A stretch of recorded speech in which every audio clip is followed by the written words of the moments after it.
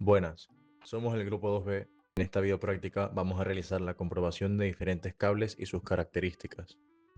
Para empezar esta práctica vamos a tomar las medidas de los coaxiales T100, RG58 y RG59, haciendo uso del aparato Promax MZ505.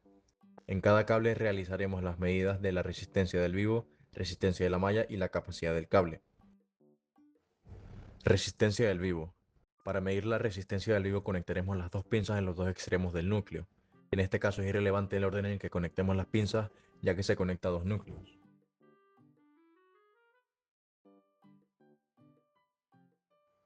Resistencia de la malla. Para medir la resistencia de la malla conectaremos las pinzas en cada extremo de la malla, de un extremo a otro. En este caso tampoco es relevante el orden que conectamos las pinzas. La capacidad del cable. Para medir la capacidad del cable conectaremos la pinza roja al núcleo y la negra a la malla. Pero en este caso no debería de haber ningún problema si se conectaran a la inversa. Pero si se conectan de esa forma, con una carga de por medio, podría dañar el equipo entero u obtener medidas erróneas. Pasando a la tabla, podemos observar que hay una gran variación entre el cable y los datos del fabricante, lo que nos puede indicar que el cable puede estar averiado o sea un error de fabricación. Para el siguiente paso, mediremos las dimensiones del cable coaxial para poder apreciar la diferencia entre la realidad y los datos del fabricante. Usaremos un calibre para medir el diámetro del vivo, del dieléctrico y la cubierta. Todas estas medidas estarán apuntadas en base a milímetros. Como podemos observar en la tabla, no hay diferencia notable a los datos del fabricante. Lo único a destacar es que el cable es menor en todos los aspectos. En este paso nos tocaría usar un comprobador del cableado para verificar el estado de los siguientes cables. Un cable coaxial con conectores BNC en ambos extremos, un cable de pares trenzados con un RJ45 macho en ambos extremos, un cable telefónico con RJ11 macho en ambos extremos y un cable USB tipo A en un extremo y tipo B en el otro. Empezaremos con el cable coaxial. Para medir el cable coaxial tendremos que poner una carga a uno de los extremos del cable, ya que si no se coloca una carga en uno de los extremos nos daría que no hay conexión. En este caso usamos un conector tipo T, con lo cual tendremos que colocar dos cargas en cada extremo del conector T. Lo que pasaría si solo se conectara una carga en un extremo del tipo T, nos daría que la conexión no es paralela. Aunque si hubiera una carga de 75 ohmios, el aparato no podría reconocer el error, ya que detecta que el cable pasa corriente pero solo por un extremo. Pasando ahora al cable de pares trenzado, conectaremos un extremo al aparato y el otro a una toma con puerto Ethernet RJ45. Al ser un cable de 8 hilos se tendrá que encender 8 luces. Se encenderían 9 si fuera un cable apantallado. Como podemos observar, el cable está en perfectas condiciones. Ahora tocaría medir un cable telefónico RJ11. Como tiene 4 hilos, se encenderán 4 luces. Como se ve en el vídeo, el cable está perfecto. Por último, mediremos el cable USB tipo A en un extremo y tipo B en el otro. Lo conectaremos a un extremo del aparato y el otro al puerto. Como se puede apreciar, el cable no tiene ningún fallo. Para el siguiente apartado de la práctica, pasaremos a indicar conexiones utilizando un trazador de cableado Promax TC470 en un panel de parcheo. El primer paso será emitir un tono con el generador de tono y conectarlo a uno de los conectores del panel. A continuación, haciendo uso del trazador de cableado, comprobaremos cuál es el conector que está ligado a otro. Sabremos cuál es debido a que emitirá un sonido al estar expuesto al puerto correspondiente. Ahora conectaremos el generador de tono a una de las líneas del panel mediante un puente con un cable coaxial, haciendo uso de las pinzas de cocodrilo. Conectaremos el rojo al núcleo y el negro a tierra. Yéndonos a la salida del puerto se tendrá que emitir un ruido del aparato. Para el siguiente paso de la práctica comprobaremos un cable de audio Behringer CT100 con una entrada jack estéreo de un cuarto y dos salidas jack mono de un cuarto.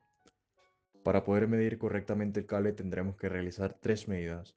La primera medida se colocará el conector negro por debajo de las líneas del conector jack estéreo y el conector rojo al puerto del jack mono rojo. Y la segunda medida se seguirá conectando el conector negro al jack estéreo, pero se colocará entre medio de las líneas y el conector rojo se conectará al jack mono negro, ya que si lo conectáramos al rojo no emitirá señal. Y por último, seguiremos conectando el negro al jack estéreo, pero desde la punta del conector y el rojo en la punta del conector del jack mono rojo. Para la última parte de la práctica utilizaremos el comprobador CT100 para comprobar si son balanceados o no los siguientes cables. Un cable con dos conectores RCA, un conector Canon macho en un extremo y un conector RCA, dos conectores Canon, uno hembra y otro macho, y por último el cable estéreo.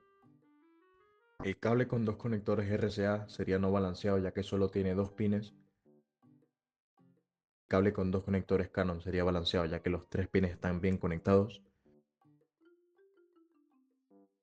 El cable con un conector Canon y un RCA sería no balanceado ya que los pines están mal conectados. Y por último, el cable estéreo sería no balanceado ya que los pines están mal conectados.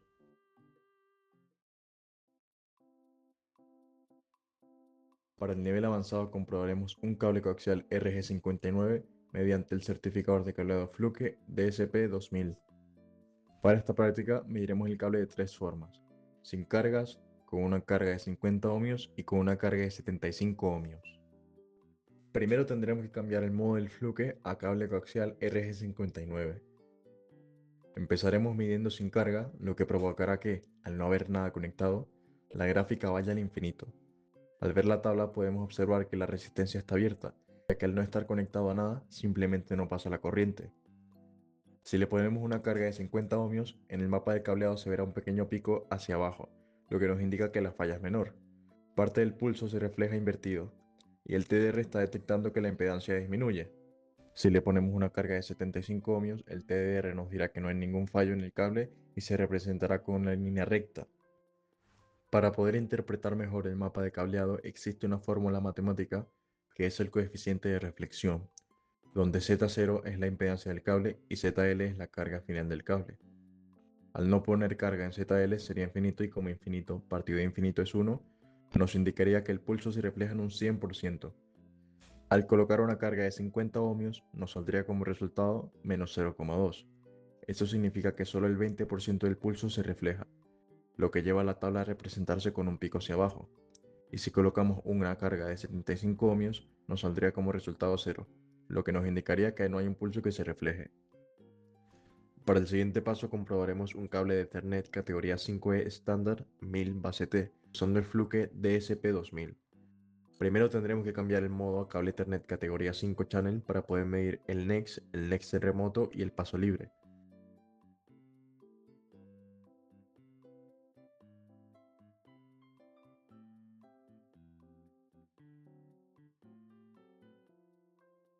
Como podemos observar, el cable está funcionando correctamente y no da ningún fallo.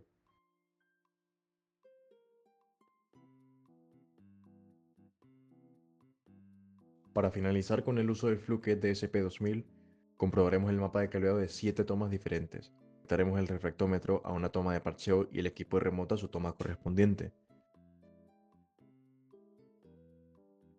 Pasando la tabla podemos observar que hay diferentes tipos de errores en el mapa de cableado. El error que presenta la toma 1 es que el hilo está abierto.